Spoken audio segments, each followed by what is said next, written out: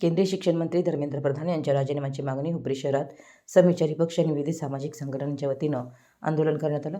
शहरातून निषेध रॅली काढण्यात आली असून आंदोलनकर्त्यांनी विविध घोषणाबाजी करत आपल्या मागण्या मांडल्या. यावेळी एक सामान्य नागरिक मोहन खोत यांनी हुतात्मा चिटणीस चौक येथे एक दिवसीय लाक्षणिक उपोषण करत आंदोलनाला पाठिंबा दर्शवला.